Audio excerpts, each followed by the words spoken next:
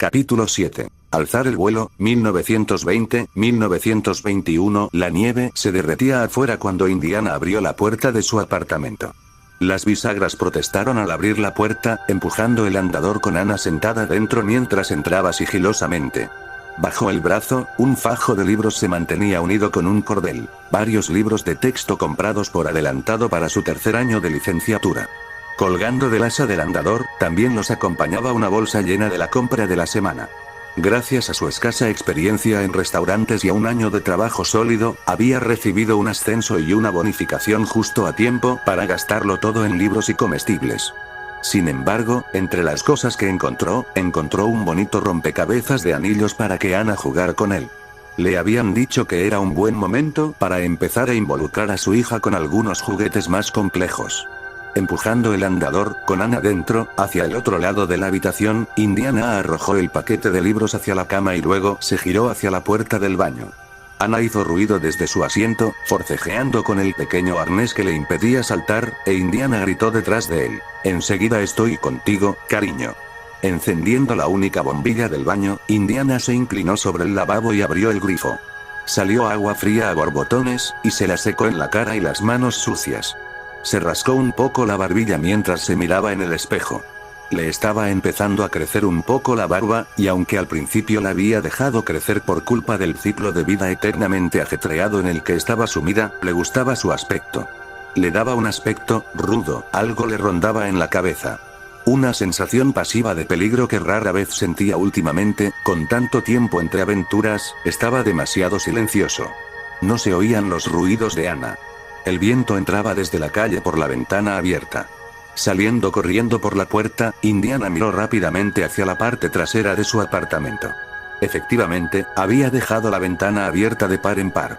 Por suerte, ningún escalador experto había decidido robar en su casa mientras él no estaba, pero lo mucho más preocupante era el objeto que estaba justo al lado: el andador.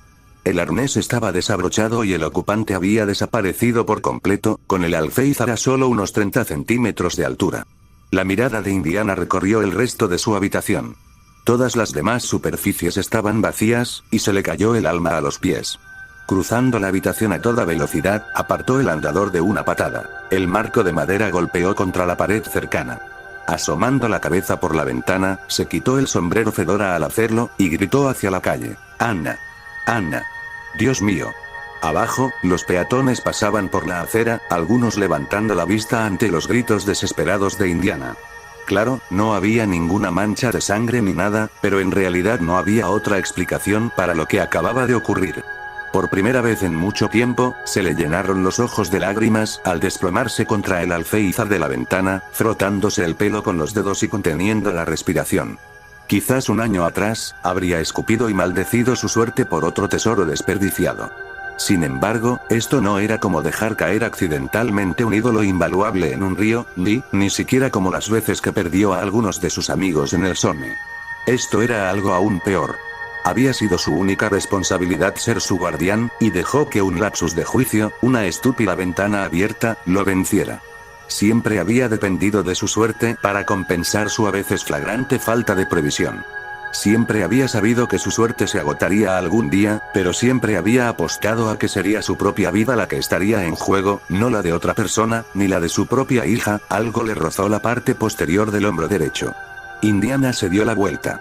Frente a él, causándole a partes iguales inmenso alivio y asombro, estaba Anna, suspendida en el aire. Sus diminutas alas, aún cubiertas de plumón, revoloteaban rápidamente, casi tan rápido como Indiana esperaría de un insecto o un colibrí.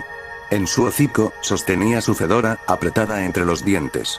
El sombrero era tan grande que caía completamente frente a ella, cubriéndole casi por completo el cuerpo. Era un milagro cómo había logrado levantarlo. «¿Puedes volar?», gritó Indiana, cerrando la ventana de golpe tras él mientras se giraba completamente para mirarla. «¿Esas alas funcionan?». Ante el impacto de sus gritos y el portazo, Anna dejó de volar. Al caer al suelo, rebotó ligeramente, y el sombrero se le cayó de la boca a los pies de su padre. A causa del dolor, Anna se encogió al instante, lloró y comenzó a llorar a gritos.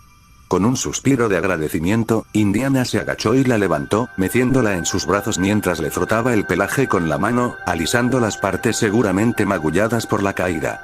tuvo que avisarle a Joan sobre esto.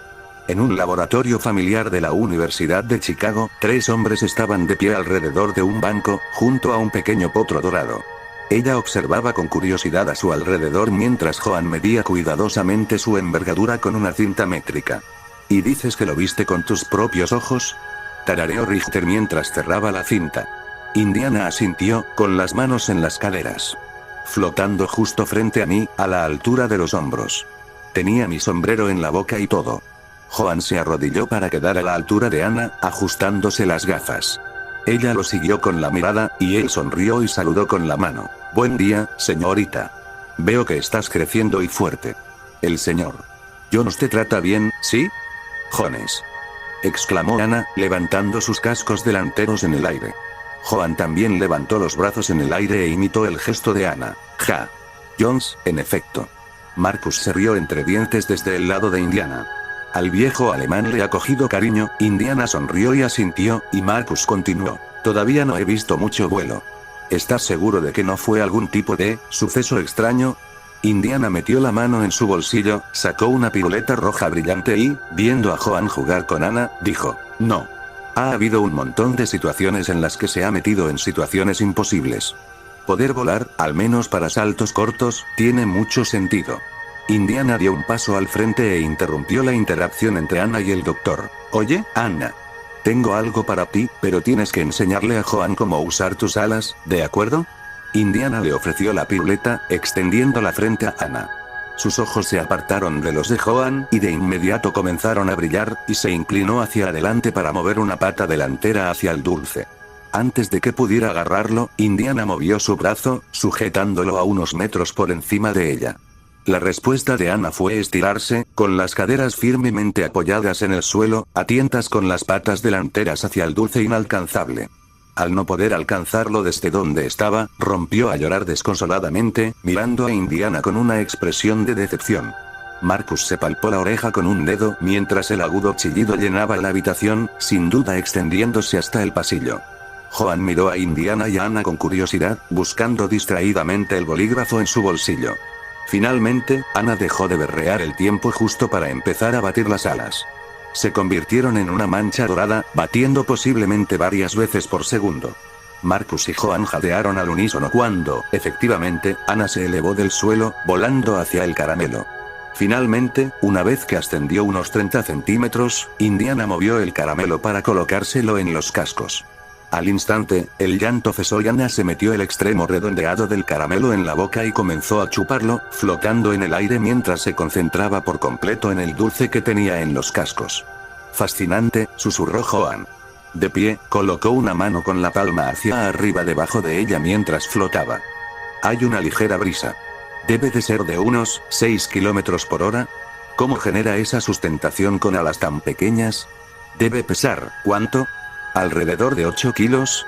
Ya es más pesada que un águila, pero tiene tan poca envergadura. ¿Cuál es el veredicto, doctor?, preguntó Indiana, observando pasivamente cómo Ana chupaba la piruleta, lista para arrancársela de los labios si se la metía demasiado en la boca. Sin duda, lo que está haciendo es físicamente imposible. Físicamente, tanto en términos de capacidad corporal, como según las leyes de la física. Tiene una carga alar de unos 9 kilos en, como mucho, 1 metro cuadrado de ala.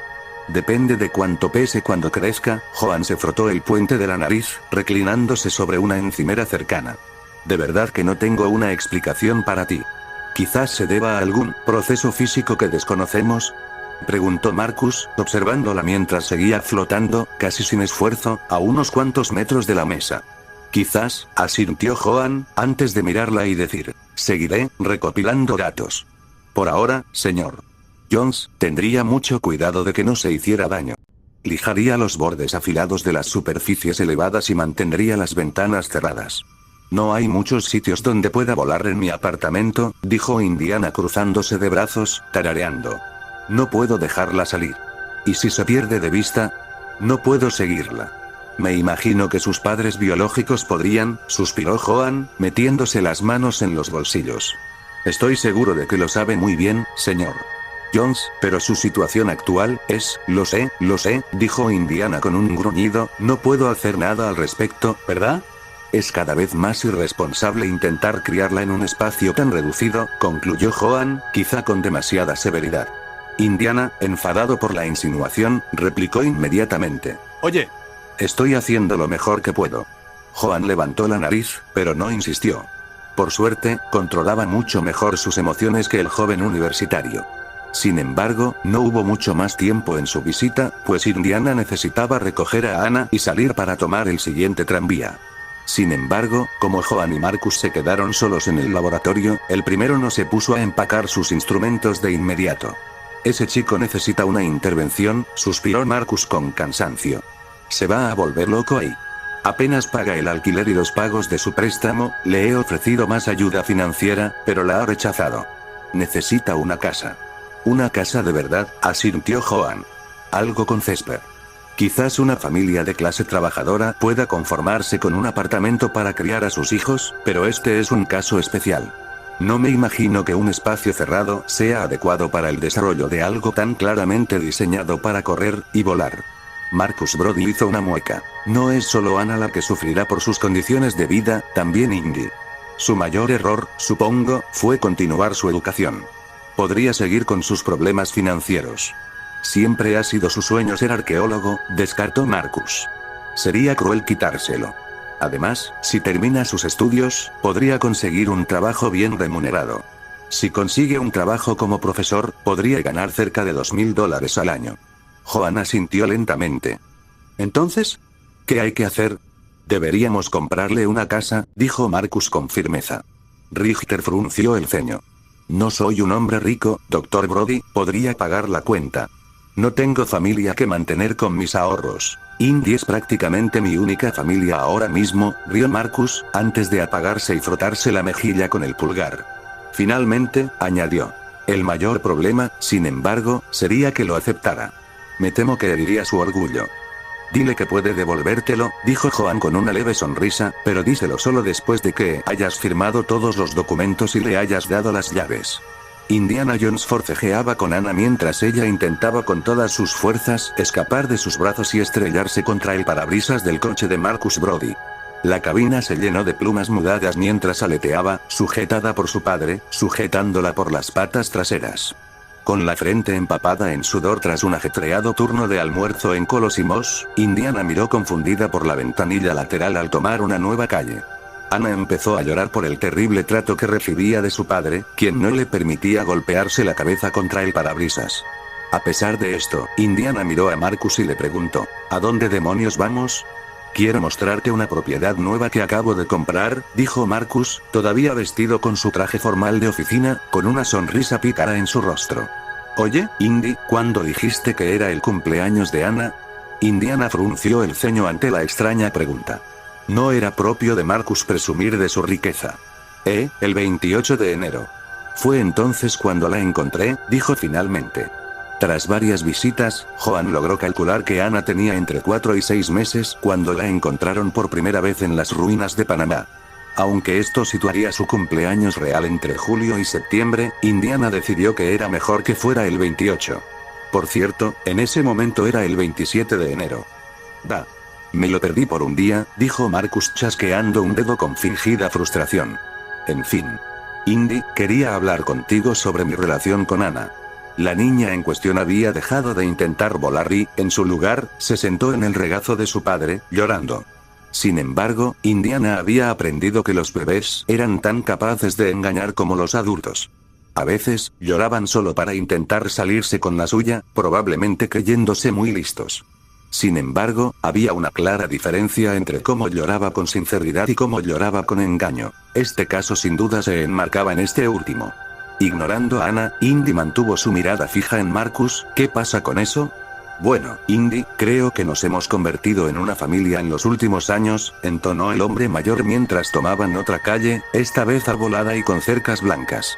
Te considero casi como un hijo. Si bien tu padre debería ser el abuelo de Anna, creo que tal vez yo debería ser su tío. ¿Seguro? Indiana arqueó una ceja. El coche desaceleró de repente y se acercó a la acera izquierda. Volvió a mirar a su alrededor. Marcus, ¿de qué se trata todo esto? Ven, te lo enseño. Dijo Marcus, apagando el motor y poniendo el freno de mano. Sacó unas llaves del bolsillo de su abrigo, salió del coche y se paró en la acera. Indiana, completamente confundido, se quedó mirando fijamente por unos instantes. Finalmente, Marcus le hizo un gesto para que saliera, y él obedeció. Rodeando el capó, con Anna todavía en sus brazos y sin gastar energías fingiendo llanto, los tres se encontraron frente a una casa justo al lado de donde estaba aparcado el coche. El número del buzón marcaba el 34 y un jardín se extendía desde la parte trasera de la casa. Se quedaron allí por un momento, antes de que Marcus volviera a instar de repente a Indiana. Vamos, miremos adentro. Dijo. ¿De acuerdo? Indiana bajó las cejas mientras Marcus caminaba rápidamente hacia la puerta principal e insertaba las llaves, abriéndola. La casa tenía 2 plantas para ahorrar espacio, ya que encajaba con la densa densidad del barrio céntrico que la rodeaba. Entraron en una habitación vacía que claramente debía ser una sala de estar. Más allá se encontraba el comedor, que conectaba con la cocina. En la cocina, una puerta daba al patio trasero y una escalera conducía al segundo piso. Subiendo por la escalera había 2 dormitorios, uno principal y otro más pequeño. También había una puerta que daba a un baño con lavabo, bañera y ducha. Está bien. Le vendrían bien algunos muebles, pero está bien, dijo Indiana al concluir su visita. ¿Para qué lo vas a usar?, preguntó mientras se daba la vuelta. Detrás de él, Marcus le tendió las llaves de la casa a Indiana. Tengo los papeles para que los firmes, todo puede estar ya a tu nombre, dijo, con una sonrisa pícara aún en su rostro. Devuélvemelos y te ayuda a mantener tu orgullo, Indy, pero tómalo como un regalo mío para ti y para Anna. Sabes cuánto lo necesitan. La cara de Indiana se transformó en una mueca. No lo has pagado ya, ¿verdad? La mano de Marcus se extendió, abrió una de las manos libres de Indiana y metió las llaves. Sí, dijo mientras estrechaba la mano de Indiana. Hace unos años, le prometí a tu padre que me aseguraría de que no te hicieras daño. Aunque sé que no se llevan muy bien, a él le importa tu bienestar, hizo una pausa. Quedarte donde estás te está matando lentamente, y ambos sabemos que no te mudarás pronto sin ayuda. Puedes devolverme el dinero cuando tengas unos ingresos estables. Hasta entonces, no quiero saber nada de intereses ni pagos. Gracias, Marcus, realmente te debo una, dijo Indiana, con un subidón de picante recorriéndole las fosas nasales mientras sus ojos comenzaban a lagrimear. Te devolveré la llamada algún día, lo prometo. No te preocupes por eso ahora, dijo Marcus con un gesto de la mano. Obtén ese doctorado con el que soñaste. Consigue una plaza, un sueldo estable, y seguro que podrás comprar varias casas. Indiana, intentando distraerse de su estado emocional, giró a Anna entre sus brazos. Enfrentándola a Marcus, le dijo con su voz suave y cariñosa. Mira, Anna, el tío Marcus nos compró una casa. Anna extendió sus cascos hacia Marcus, retorciéndose y agitando sus alas. ¿Quieres abrazarla?, ofreció mientras la niña luchaba por escapar de su agarre. Marcus obedeció con cautela, extendiendo la mano para sostener al pesado niño equino de una forma, ciertamente, muy torpe. Esta vez, Anna no rompió a llorar de inmediato. Solo lo hizo tras unos segundos de silencio atónito. Fue un avance. Querido Richard, disculpa por no incluir tu nombre completo, ya que creo que nunca lo supe durante el poco tiempo que pasamos juntos. También te pido disculpas por no escribirte, ya que el último año ha sido extremadamente ajetreado.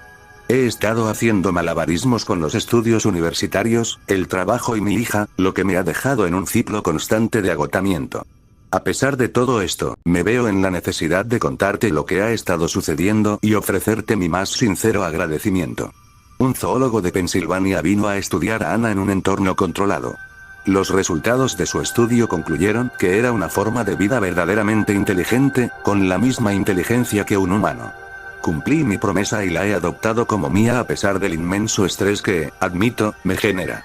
La tentación de permitir que los científicos la requisaran para que el gobierno federal la cuidara era grande, pues creía que no era apartamento para ser padre. Quizás tenía razón sobre mi falta de condición física. He tenido muchos problemas económicos, y probablemente estaría sin hogar si mis amigos cercanos no me hubieran rescatado varias veces. Ahora estoy con mi orgullo herido, pero al menos estoy en un hogar estable que podría criar bien a Anna. Ahora que lo pienso, fuiste el primero de mis amigos que me ayudó a levantarme cuando creía que no podía. Quizás la habría tirado por la borda o le habría puesto un bozal si no fuera por tu ayuda para cuidarla a bordo del Safe Travels. También debes saber que el segundo nombre de Anna es Katie. Sé que las veces que puedes responder cartas son pocas, considerando tus necesidades de trabajo móvil. Sin embargo, me encantaría que pudiéramos quedar para vernos en persona. Quizás en tu próxima parada en Nueva York. Saludos, Indiana Jones. Durante el primer semestre del último año de licenciatura de Indiana, el número 35 de Rosewood Avenue se convirtió en algo más que un cascarón vacío. Aunque no se podían permitir muchos muebles, un sofá se instaló en la sala, las camas se trasladaron a las habitaciones de arriba y se colocó un escritorio junto a una de las ventanas que daban a la calle en el dormitorio principal. Con la nueva habitación, Ana consiguió su propio lugar para dormir. Empezaba a hablar con frases y era perfectamente capaz de gritarle a su padre cuando necesitaba algo. Siguiendo las recomendaciones de libros sobre crianza, así como los consejos más específicos del Dr. Richter, finalmente la trasladaron de la cuna a una cama infantil. Otro consejo del médico que Indy siguió fue despuntar las superficies elevadas. Con un trozo de lija, Indiana atacó con saña muchos bordes de armarios, despensas e incluso lámparas con peligrosos bordes puntiagudos. Mientras Ana seguía volando, Indiana oía muchas veces un estrépito, un golpe sordo y luego un grito fuerte y sincero. También aprendió rápidamente a no colocar nada frágil en los estantes altos. Sin embargo, surgió un problema con el cuidado de Ana cuando él no estaba en casa. Había dependido mucho de la señora Ellen Shallow, ahora señora, ya que ella se había acostumbrado a la idea de cuidar a una niña extremadamente peculiar. Sin embargo, ahora la mujer estaba casada y esperando un hijo, y con esos cambios de vida, comprensiblemente, sus horas de niñera se redujeron a casi cero. En una conversación informal, Indiana le contó a su profesora sus dificultades para encontrar una niñera. Abner Ravenwood no tardó en recomendar a su propia hija, Marion Ravenwood, de 12 años, para el puesto, quien buscaba trabajo de verano. Indiana, con escasez de personas dispuestas a trabajar por un salario estándar para cuidar de su hija especial y que también fueran lo suficientemente cercanas a su círculo íntimo como para confiarle un secreto, aceptó de inmediato. Marion Ravenwood salió del coche de su padre, ajustándose la falda y mirando nerviosamente a su alrededor. Frente a ella, una pequeña casa de 2 plantas se alzaba entre una extensa hilera de casas adosadas que se extendían calle abajo.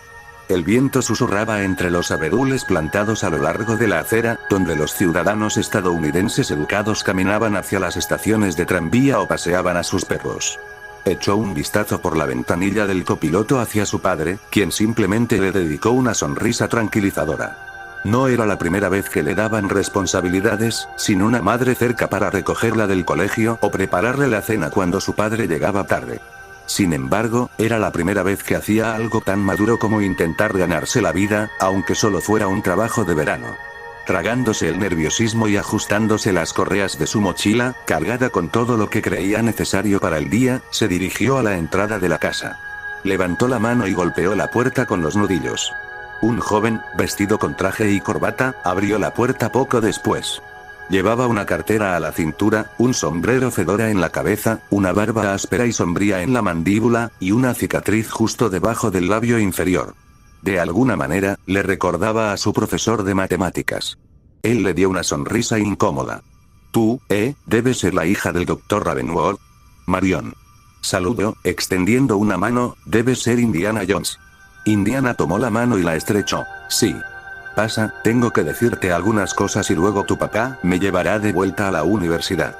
Marion entró en un salón escasamente decorado y amueblado.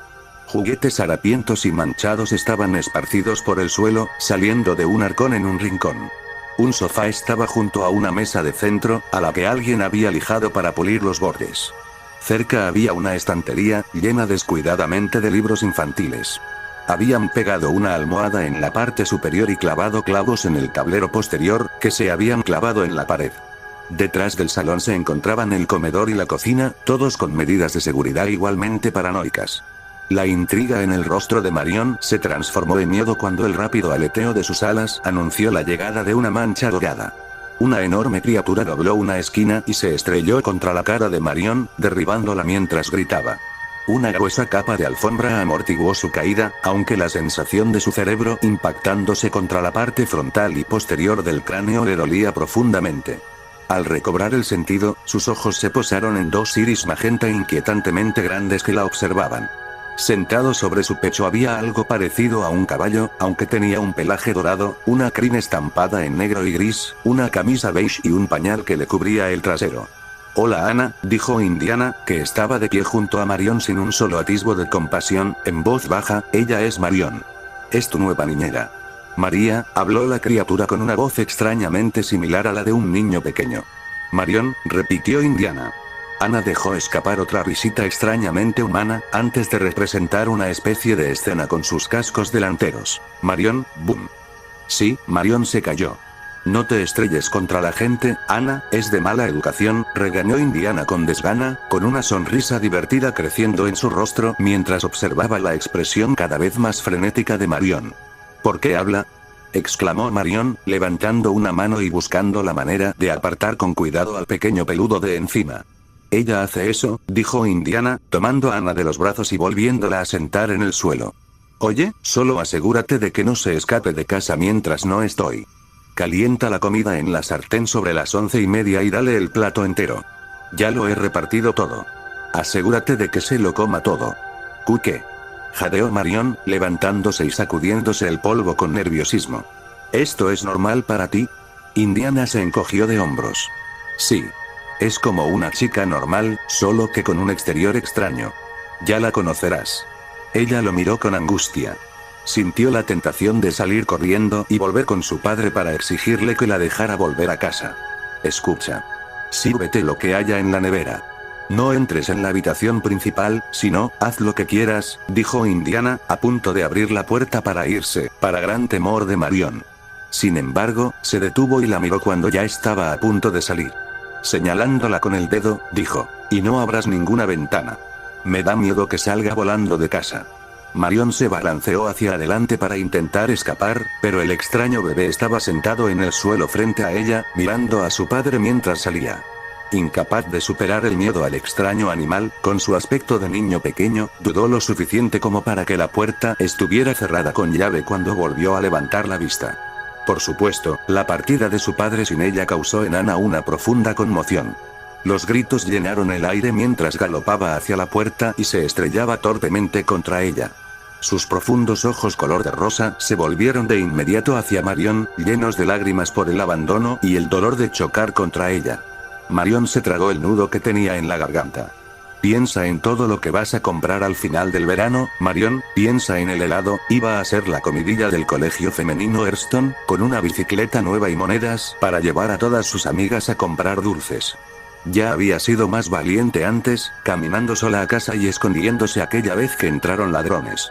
Siempre la llamaban madura para su edad. Seguramente, una extraña cría de caballo rata bestia no era nada que no pudiera controlar. Marion miró hacia arriba, al lado del majestuoso árbol, hacia el punto dorado en la rama más alta, donde se le había enganchado la camisa. Ana aleteó con impotencia, intentando desenredarse de las hojas del árbol, pero se quedó llorando y gritando de miedo al encontrarse completamente atrapada. Había abierto la ventana después de que un pañal explosivo apestara la casa. Mientras Ana estuviera a la vista, daba igual. Sin embargo, después de llevar a la pequeña al salón y de ir a la cocina a calentar el puré, se había olvidado por completo. De repente, Ana había escapado de la casa por la ventana, había volado directo al jardín del vecino y se había quedado atrapada en un árbol. Por suerte, los vecinos no estaban en casa, pues de lo contrario, estaría intentando explicarles a los bomberos por qué un animal estaba atrapado en un árbol y lloraba como un bebé abandonado. En cambio, escaló la valla, corrió hasta la base del árbol y se quedó mirando hacia arriba, a la cima, durante 3 minutos enteros, intentando idear un plan. Marion no podía pedir ayuda. Si el señor Jones descubría que su hija se le había escapado y se había hecho daño, tendría que pagar un precio muy alto, tanto al señor Jones como a su padre. Tragó saliva. Ya había trepado a muchos árboles, siendo bastante marimacha, pero esta vez iba vestida para impresionar. Eso significaba una falda larga, que definitivamente no era para trepar. Sin otra opción, agarró una escalera cercana del cobertizo del vecino, la deslizó hasta la base del árbol y se quitó los zapatos y los calcetines. Subir la escalera la puso al alcance de algunas de las ramas más bajas, que usó para comenzar su ascenso. Las ramitas rozaban y se enganchaban constantemente con la tela de su falda, pero ella siguió adelante incluso mientras el sonido de rasgaduras provenía de abajo. Jadeando y sudando, Marion se negó a mirar hacia abajo, manteniendo la vista fija en el premio y continuó trepando. Una rama se dobló y se quebró bajo sus pies, casi cayéndola en picado, pero se agarró con los brazos a una rama más resistente y se apoyó en otro lugar.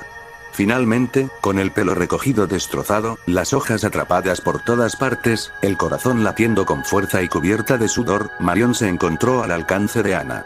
La pobre niña se había agotado, con las alas colgando flácidas a los costados mientras se tambaleaba precariamente en el borde de una rama. Las lágrimas le manchaban las mejillas mientras giraba lentamente en su sitio. La tela resistente de la que estaba hecha su camisa a medida la mantenía en el aire, atrapada en una garra de madera. Incluso si lograba liberarse, Marion dudaba que tuviera la energía suficiente para aterrizar sana y salva. «Marion», gritó Anna. Respirando hondo, Marion extendió el brazo hacia Anna lo más que pudo, pero se quedó corto. Anna soltó otro grito lastimero, moviendo sus pequeños cascos hacia la niña mientras Marion intentaba recuperar fuerzas. Con otro empujón, más valiente, se acercó a Anna, rozando apenas la camisa de la potra con las uñas antes de verse obligada a retraerse de nuevo. Marion miró hacia abajo, buscando un mejor lugar para trepar y así tener los centímetros que necesitaba para rescatar a Anna. Una rama joven, pero viva, parecía prometedora. La palpó con el pie derecho, encontrándola flexible y elástica, pero lo suficientemente resistente como para soportar su peso. El miedo la azotó al echar un vistazo al suelo, 3 pisos más abajo, y la sensación se intensificó al sentir la rama doblarse bajo su peso. Alzando la vista, armándose de valor, extendió el brazo y agarró a Anna. Su palma aferró el abdomen del potro y tiró con urgencia para desenredar la tela. Con un fuerte desgarro, la espalda de la camisa de Anna se rasgó, dejando la tela en el árbol. Al mismo tiempo, la rama se quebró, dejándola solo con el pie y el brazo izquierdos para agarrarse al árbol. Un músculo de su pierna se tensó mientras gritaba de miedo, golpeando a Anna contra su pecho en un intento desesperado por evitar que su presa cayera y muriera. Jadeando con dificultad, logró recuperar el pie derecho y apoyarlo en la rama del establo, justo antes de que el izquierdo resbalara y la condenara a caer. Por un instante, Marion permaneció de pie sobre la rama, sujetando a Anna contra su pecho con la mano izquierda y la derecha, jadeando de cansancio y miedo. No pudo evitar mirar hacia abajo y ver cómo la rama rota caía al césped, golpeando el suelo con un crujido lejano. Bajar se le hizo muchísimo más difícil por la falta de la mano derecha, con la que sujetaba a la pequeña que se retorcía y lloraba contra su pecho. Se dio cuenta de que estaba dejando huellas de sangre en partes del árbol, y sus pies descalzos se arañaban terriblemente con la corteza y las ramas. La adrenalina que la recorría fue más que suficiente para ignorar el dolor, y pronto llegó al segundo piso de la casa del vecino. Unas pocas ramas más abajo, Marion se subió con cuidado a la escalera. De nuevo sobre un aparato para trepar, subió con gusto los últimos escalones hasta el suelo. Con un grito ahogado, se apoyó en la alta cerca de estacas que formaba la parte trasera del jardín. En sus brazos, Anna miró a Marion con expresión de dolor y cansancio. Al establecer contacto visual, Marion puso su mejor voz de adulta. «Eso fue una travesura», jadeó. Más tarde, Marion limpió los últimos restos de un almuerzo tardío del hocico de Anna. El puré, abandonado en la estufa después de que Marion corriera, entrara en pánico y saliera por la puerta trasera para rescatar a la niña, se había cocinado demasiado, se había reducido a cenizas y luego se había pegado a la sartén.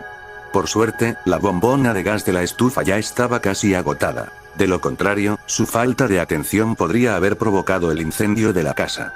Con muy poco más que hacer, Marion había improvisado un almuerzo con puré de manzana fría, servido aproximadamente en porciones iguales al tazón que le habían dejado. Anna, agotada por su excursión ilegal al árbol del vecino, parecía disfrutarlo o no tener energías para preocuparse. Se levantó y llevó los platos al fregadero, cojeando por los pies ensangrentados y la pierna torcida. Marion lavó. Retiró el carbón de la sartén, limpió los platos y lavó el mortero. Con muchísima sed por la subida, se sirvió también un vaso de agua y empezó a beber. No estaba segura de qué hablaban aquellos manifestantes que se congregaban en las calles de la ciudad. El agua era suficiente para beber, ¿para qué iban a necesitar algo como la cerveza? Por lo que le había dicho su padre, era asquerosa. 12 vasitos de agua después, Marion se recostó en la encimera de la cocina para tomarse un momento a solas. Anna se había desmayado en la silla alta, roncando suavemente. Los ojos de Marion examinaron a la criatura con atención. A medida que transcurría el día, se había ido acostumbrando a la extraña apariencia de la pequeña. Pensaba que los animales parlantes y coloridos solo existían en los cuentos. Desde luego, no tenía compañeros de clase que se llevaran animales, y aunque Sarah afirmaba tener una mejor amiga que era una ardilla, nunca le había creído del todo. Dispara. Ninguno de sus amigos le iba a creer. ¿Qué les iba a decir al volver a la escuela? ¿Que se había pasado el verano cuidando a un animalito gracioso? Sería el hazmerreír de todos. Ya estaban en 7º grado. Eran demasiado grandes para tener amigos animales parlantes imaginarios. Ahora, cuando presumiera de su riqueza, pensarían que su padre rico le había dado dinero para gastar mientras ella pasaba el verano despilfarrando. Marion bajó la cabeza. Debería haber ignorado a su padre y haber ido por el barrio a pegar volantes, o algo así. En fin, quizá tendría que mentir y decir que cuidó a un bebé del que ninguno de sus compañeros sabía nada. Unos minutos después, Marion trasladó a Anna a su habitación del piso de arriba para que durmiera una buena siesta. Tras una hora aproximadamente de relax y descanso, Anna pronto se despertó de nuevo y revoloteaba por el salón. Tras comprobar que todas las ventanas de la casa estuvieran bien cerradas, Marion se sentó en el sofá con su libro para vigilar a Anna mientras volaba en círculos perezosos, aterrizando de vez en cuando para jugar con los juguetes del suelo. Le gustaba especialmente un rompecabezas de anillos, donde los anillos debían apilarse de mayor a menor. Sin embargo, no los apilaba, sino que se los quitaba, los tiraba por todas partes, los mordía, se los colocaba alrededor del cuello y les daba vueltas. Con el tiempo, sin embargo, pareció cansarse de los juguetes, así que fue a la estantería y cogió un libro ilustrado. Como era de esperar, Anna se dirigió a la única persona de la casa que sabía leer y escribir. Marion esbozó una leve sonrisa, palmeó el cojín a su lado y abrió el libro ilustrado. Mientras leía de una larga fila de libros que le habían traído, el hombre de la casa llegó. Con el tintineo de las llaves y el sonido de una cerradura al abrirse, Indiana Jones regresó a su morada y vio a su niñera y a su hija sentadas tranquilamente en el sofá, leyendo. «Guau. Entraste en calor enseguida», comentó Indiana, manteniendo la puerta abierta tras él mientras metía la mano en el bolsillo. Marion levantó la vista del libro cuando Anna la abandonó y voló hacia su padre para abrazarlo. «Es muy enérgica». «Esa es una palabra para describirlo», dijo Indiana mientras le daba la bienvenida a Anna con el brazo. «Tu papá te espera en el auto. Toma, déjame pagarte lo que te corresponde». El hombre consiguió 3 monedas de oro. $3 enteros. Los ojos de Marion se iluminaron mientras agarraba el cambio con avidez. «Gracias, señor». Indiana asintió y dijo. «Que tengas una buena noche, chico. Nos vemos el miércoles». «Adiós, señor Jones». Marion saludó con la mano, sin apenas acordarse de recoger su libro y su mochila antes de salir corriendo por la puerta con un gesto de la mano. Abner Ravenwood sonrió mientras su hija se subía al auto junto a él. «¿Parece que salió bien?» «Claro que sí», dijo Marion con entusiasmo, sosteniendo su dinero a contraluz con una amplia sonrisa. «Eres una joven muy madura, Marion. Muy valiente y disciplinada para emprender semejante tarea a tu edad. Debes de haber sido bien educada», dijo Ravenwood con una sonrisa mientras ponía la marcha y se alejaba de la acera. Al mirar a su hija, y en particular a su ropa, su sonrisa desapareció rápidamente. «Dios mío, Marion. ¿Qué demonios le pasó a tu falda?» Marion bajó la mirada con los ojos abiertos. Las ramas del árbol habían dejado cicatrices de algodón gigantescas y abiertas. Tragando saliva, miró entre las monedas y la expresión de asombro de su padre. «Papá, ¿cuánto cuesta comprar una falda nueva?» Nota del autor. Una pequeña colección de viñetas aquí. Sí, la diferencia de edad entre Marion e Indy es canónicamente así de grande. Es curioso cómo conocerse en contextos diferentes puede cambiar la opinión que tienes de alguien, ¿verdad?